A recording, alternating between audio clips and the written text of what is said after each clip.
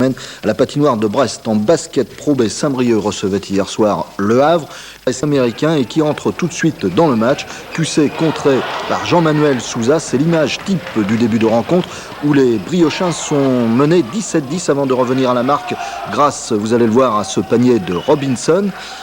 Sur passe d'Olivier Gary, 27-27, mais les cobistes trop contractés vont courir après un score qui leur échappe. C'est vrai que Vincent Collet ici est plutôt adroit à 3 points, 30-31 à la mi-temps. Deuxième mi-temps, Miller affole la défense cobiste et démarque Collet à 3 points, 32-36.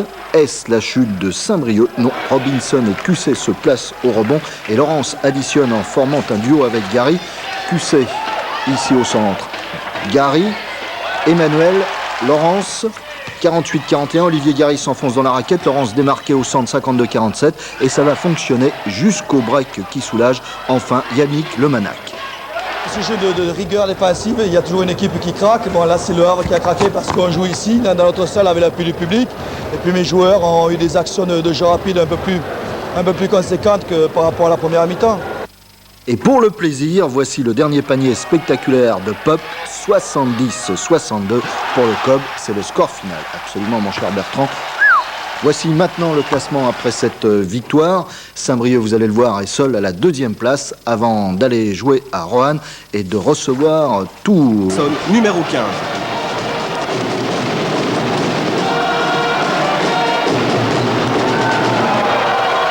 Pascal Dassonville s'accroche, 3 paniers à 3 points à son actif, mais manque le coach dans les dernières secondes. Finalement, les Bleus de Saint-Brieuc l'emportent sur un score de 50 points. À 4 points toutefois des mieux classés, Toulouse et Chalon. Il n'y a donc pas le feu à la maison. Quant aux Briochins, ils recevaient hier l'équipe parisienne de Poissy-Château.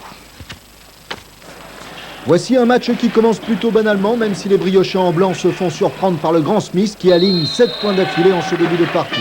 Rien de grave, Olivier Gary, Tim Brooks et Derek Pop suivent à quelques longueurs, mais assurent tout de même. C'est ensuite que ça se gâte. Les Franciliens sont adroits et les Briochins multiplient les maladresses. Manolo a beau frapper fort, la série continue jusqu'à 21-12, 11 points d'écart grâce à un Smith en liberté non surveillé. Smith, au début du match, a eu trop de possibilités de pouvoir s'exprimer, alors qu'on maintenait relativement bien Jackson et Cavalier. Donc ça a permis à l'équipe de maintenir non seulement un écart, mais de créer un substantiel, une avance, quoi. Les joueurs de Saint-Brieuc, Hughes, Pop, Cali surtout reviennent à 3 points 28-25, mais doivent encore subir le jeu adverse en fin de mi-temps, 53-45. Seconde période, et ça ne s'arrange pas vraiment pour le COP. Jackson se décale à l'aise sur cette action pour inscrire 3 points, 45-58.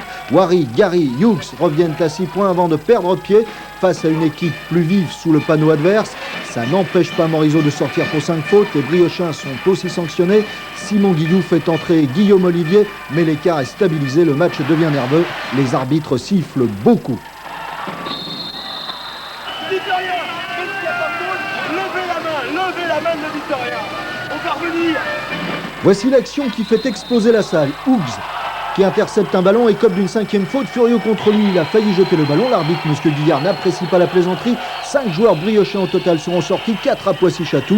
Le public sort lui-même de la salle et le speaker Loïc Lebouris, qui tentait de calmer les esprits, est prié d'aller au vestiaire. Dans ce scénario complètement décousu, il est aussi écrit que Saint-Brieuc est nettement battu 106 à 97 au cours d'un match de basket. À l'origine, on a donné les moyens à Poissy d'y croire. Alors que si on avait été beaucoup plus rigoureux en défense, on n'aurait pas laissé croire à Poissy une quelconque victoire chez nous. Je crois qu'aujourd'hui, on attend des résultats, on attend un collectif meilleur et une meilleure qualité de jeu. Je crois que le public attend cela. Les deux arbitres sortiront sous bonne garde et nous espérons un peu plus de sérénité et de basket lors du prochain match à domicile face à Caen. Et pour être tout à fait complet, sachez que Saint-Brieuc se retrouve ainsi à la 9e place en compagnie de Bourg-en-Bresse et Roanne avec 10 points, c'est-à-dire à 3 points de Toulouse et Chalon en championnat. Soir, Angers a scellé dans les prolongations. Le COB retrouve des couleurs. Patrick Vétier, Philippe Pascot. Le COB hier soir a bien mal débuté son match. Les Cobistes furent menés d'entrée 15-2, nombreuses mauvaises passes et tout simplement gros déchets dans le jeu. Tout ceci permit aux Angevins de dominer la première partie de la première période. Heureusement, les Briochins terminèrent mieux qu'ils n'avaient débuté la première mi-temps pour n'être menés au bout de celle-ci que 31-30. En début de deuxième partie, le Cob, grâce à des paniers à 3 points, changea complètement la physionomie du match. Les Cobis menèrent alors 43-34, Angers revint à 44-40, puis à 56-56. La deuxième mi-temps fut une course-poursuite folle, 63-63 fut le score à 12 secondes de la fin, Darnezan répondant aux Cobis au gong de la fin du match. Pendant les prolongations, Angers va s'écrouler avec la sortie de 2 joueurs.